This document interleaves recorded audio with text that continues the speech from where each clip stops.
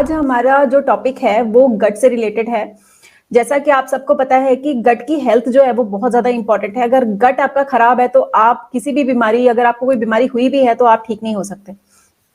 तो आज हमारे बीच जो सर आए हुए हैं वो हमें ये बताएंगे कि गट की हेल्थ इतना इंपॉर्टेंट क्यों है, गट को कैसे हम सही रख सकते हैं। पहला मेरा सवाल आपसे ये है कि आखिर गट क्या है और गट की हेल्थ को कैसे मेंटेन करके रखा जा सकता है।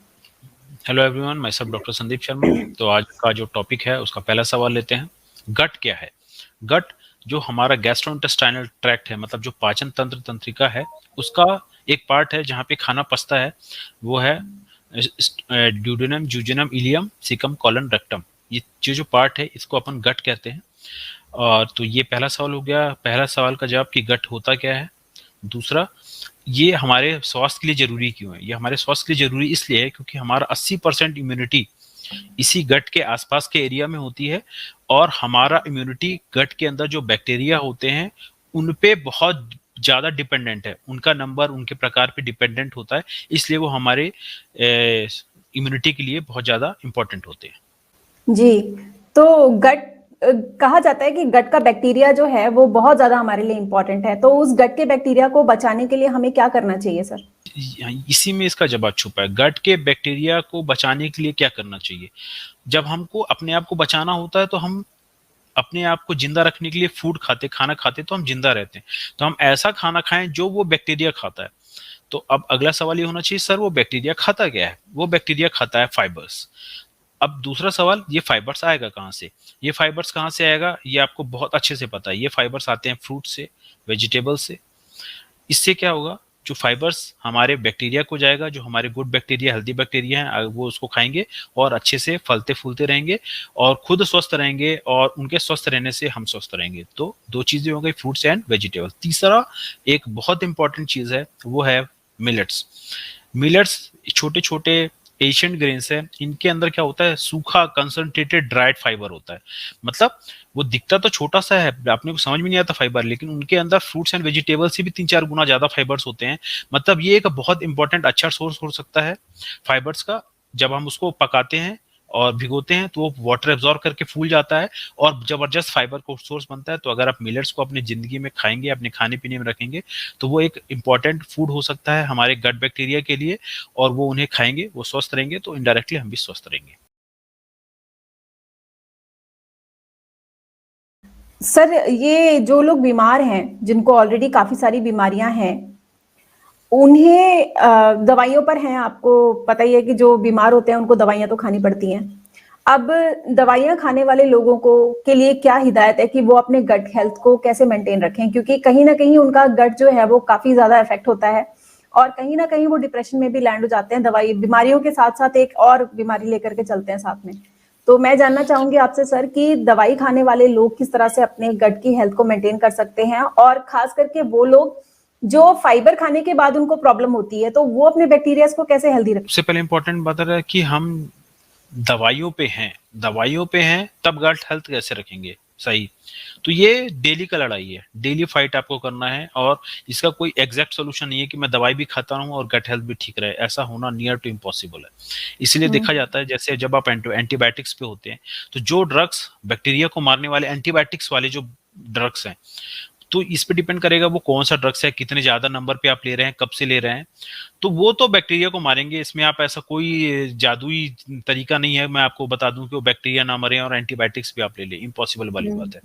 तो सीधा सीधा बात है, या ये या वो। तो मेरा कहना है सबसे अच्छा स्ट्रेटेजी क्या है कि हम इलाज को ऐसे तरीके से अगर हम करा सकते हैं, या फिर ऐसा इलाज पॉसिबल है जो दवाइयों के बिना हो, अगर हम उस पर लैंड करेंगे तो वो सबसे अच्छा स्ट्रेटेजी होगा। लेकिन अब मान लीजिए नहीं है, आप नहीं ले रहे हैं, तब भी मैं कुछ आपको ये आइडिया दे सकता हूँ कि अपने फ्रूट्स एंड वेजिटेबल को बढ़ाएंगे, फाइबर्स को बढ़ाएंगे तो हो जाएगा। लेकिन सबसे उससे भी और इम्पोर्टेंट बात यह है कि आप बाकी हैबिट्स तो छोड़िए। मेरा कहना है कि आप समोसा, कचौड़ी, पिज्जा, बर्गर खा रहे हैं, उसको तो स्टॉप करिए। वो तो बदला जा सकता है, उस पे तो एंटीबायोटिक लेने ना लेने का कोई नहीं है। तो कम से कम जो आपके हाथ में वो तो बदलिए। मेरा कहना चलिए ठीक है, बैक्टीरिया आपका एंटीबायोटिक्स जो ले रहे हैं वो मार रहा है, वो तो है ही है, वो आपके पास निगेटिविटी है। लेकिन एटलीस्ट फाइबर खाएंगे तो जो बैक्टीरिया बचा हुआ है वो। दूसरा, फिर नेचुरल सोर्स से बैक्टीरिया लेंगे। वो कहाँ से लेंगे? फिर अपन फर्मेंटेड फूड हो गए, ठीक है, वीगन मिल्क है, वीगन कर्ड है, फर्मेंटेड फूड हो गए, मिलेट्स को फर्मेंट करके खा सकते हैं एटलीस्ट, ताकि जो मर गए फिर भी हम उनको डेली बेसिस पे थोड़ा थोड़ा इंक्रीज करते जाएंगे अपने फूड के हिसाब से। तो कुछ नहीं से कुछ सही तो है, लेकिन ये 100% सोल्यूशन नहीं है। और ज्यादातर मैं बोलूँ लंबे समय पे कौन दवाई खाता है? जो क्रॉनिक डिजीज के पेशेंट होते हैं। क्रॉनिक डिजीज के पेशेंट ज्यादातर 80% आजकल जो बीमारी कौन सी? Chronic disease. और ये 100% क्रॉनिक डिजीजों को फ्रूट्स वेजिटेबल्स डाइट लाइफस्टाइल से बदल के हम लोगों ने इतने सालों से हम इलाज करते आ रहे हैं, इसका मतलब इससे इलाज पॉसिबल है। तो मैं आपको सलाह दूंगा कि अगर आप क्रॉनिक डिजीज के पेशेंट है तो आप ये दवाइयों को छोड़ के लाइफस्टाइल के से नेचुरल तरीके से अपना इलाज कराएंगे, लाइफस्टाइल मेडिसिन का यूज करते हुए अपना इलाज करेंगे तो दवाइयों से मुक्ति मिल जाएगी। तो जो सबसे बड़ा कल्पिट था वही हट जाएगा, फिर आप बीमारी भी ठीक होने लगेगी और आपका गट हेल्थ भी ठीक रहेगा। तो सबसे अच्छा स्ट्रेटेजी यही है। फिर भी पैच वर्क के लिए आपका मैं ये बोलूंगा कि अपना फूड हैबिट बदलेंगे तो ज्यादा बेनिफिशियल रहेगा, लेकिन बेस्ट सोल्यूशन तो नहीं है ये। तो मुझे उम्मीद है कि हमारे जो दर्शक हैं उनको इस बात को समझने में दिक्कत नहीं होगी अब कि डीआईपी डाइट का इतना प्रचार क्यों हो रहा है, क्यों फ्रूट्स एंड वेजिटेबल्स को इतना ज्यादा इंपॉर्टेंस दिया जा रहा है। बहुत सारे लोग कहते हैं पेस्टिसाइड, आप एक्सक्यूज ढूंढते रहते हैं कि इसमें पेस्टिसाइड है, ये है, वो है। इससे पहले भी पेस्टिसाइड लोगों ने खाया है और आज तक खा ही रहे हैं। तो अभी अगर डीआईपी की बात आ रही है या फ्रूट्स वेजिटेबल की बात आ रही है तो ये एक एक्सक्यूज लेकर के चल रहे हैं लोग। तो इस एक्सक्यूज को ना लेके चलते हुए अपनी लाइफ में ऐड तो करिए, एक बार ऐड करके देखिए तो सही कि आपको क्या मिरेकल फायदे मिलते हैं इससे। तो thank you sir so much. आप मैं जी आपको एक और आइडिया बताना चाह रहा हूँ। आपको क्या लगता है आप जो प्रोसेस फूड खा रहे हैं तो उससे क्या पेस्टिसाइड हट गया है? उन्हीं फूड को ही तो प्रोसेस करके आपको प्रोसेस फूड बना है। तो जो पेस्टिसाइड थे वो तो और कंसंट्रेटेड हो गया, ऊपर से जो उसका जब आपने प्रोसेसिंग किया तो उसमें और हमने और ज्यादा पेस्टिसाइड और प्रिजर्वेटिव डाल दिया, तो उससे भी गया बीता है। तो कम से कम बहुत गंदे से कम गंदा अच्छा है, वो है थोड़ी पेस्टिसाइड ज्यादा बेटर है। तो पेस्टिसाइड तो है ही है, फ्रूट्स वेजिटेबल में कम पेस्टिसाइड है बाकी फूड के मुकाबले। So always go regional and seasonal. आपके प्रदेश में जो भी फ्रूट्स एंड वेजिटेबल्स अवेलेबल हैं उनको जरूर खाइए। हर घर में सैलेड खाया जाता है लेकिन खाने का तरीका अलग है। खाने के साथ खाना, खाने से पहले खाना, उसका बहुत बड़ा फर्क होता है। तो बीआरसी सर हमेशा इस बात को कहते हैं और संदीप सर शर्मा सर भी इस बात को कहते हैं कि आप पहले सैलेड खाइए, फ्रूट्स खाइए, उसके बाद आपको भूख अगर लगती है तो आप प्रॉपर जो आपकी डाइट खाना है घर का बना हुआ वो खा सकते हैं।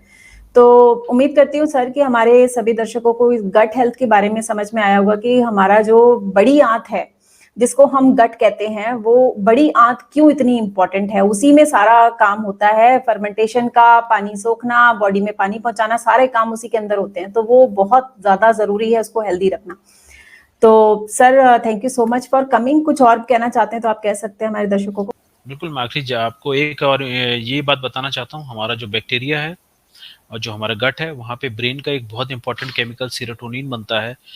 उसका प्रोडक्शन तो पेट में होता है लेकिन उसका काम ब्रेन पे होता है। इसीलिए जिनका गट डिसबैलेंस है, एसिडिटी है, वो डिप्रेशन और एग्जाइटी के पेशेंट बन जाते हैं। तो उनका सोल्यूशन ब्रेन पे नहीं है, दवाइयों पे नहीं है, वो आपके पेट के अंदर है। उसका स्वास्थ्य इंपॉर्टेंट बिल्कुल बिल्कुल, आप बिल्कुल सही कह रहे हैं सर। जब आप मॉर्निंग में जाते हैं क्लियर होने के लिए, अगर आपका पेट अच्छे से साफ नहीं होता है तो पूरा दिन खराब जाता है। दिमाग भी सही नहीं रहता है, किसी काम में मन नहीं लगता है, फोकस नहीं होता है, फ्रेश फील नहीं रखता, बॉडी भारी भारी सी लगती है। तो ये बड़ी नेचुरल सी लगता है, बॉडी भारी भारी सी लगती है। तो ये बड़ी नेचुरल सी हमारा बात है। आजकल ये जो हो गया ना, for every ill there is a pill. तो वो देयर इज अ पिल जो है ना, वो बैक्टीरिया को मार मार के आपका बैक्टीरिया सीरोटोनिन बंद कर दिया। और आजकल डिप्रेशन और एग्जाइटी ये एक महामारी हो गई है। तो हम ये जो for every ill there is a pill का ये जो फार्मूला, उसके चक्कर में हम मानसिक रूप से विकृत होते जा रहे हैं। हमारा यही मिशन है कि every ill there is a pill, उसके कॉन्सेप्ट को खत्म किया जाए और every ill there is a fruit and vegetables, उसका कॉन्सेप्ट हम लोग चालू करें। तो थैंक यू सो मच। हमारा अगला कॉन्फ्रेंस भी है 23 तारीख को, सेमिनार भी है डायबिटीज के ऊपर, heal without pill for diabetes. तो उसको भी आप ज्वाइन कर सकते हैं और उसका लिंक डिस्क्रिप्शन में दिया हुआ है, आप उसको ज्वाइन करिए। और hope we will meet on 23rd March फॉर diabetes seminar. So much for coming, sir. I will see you in my next video. Have a nice day.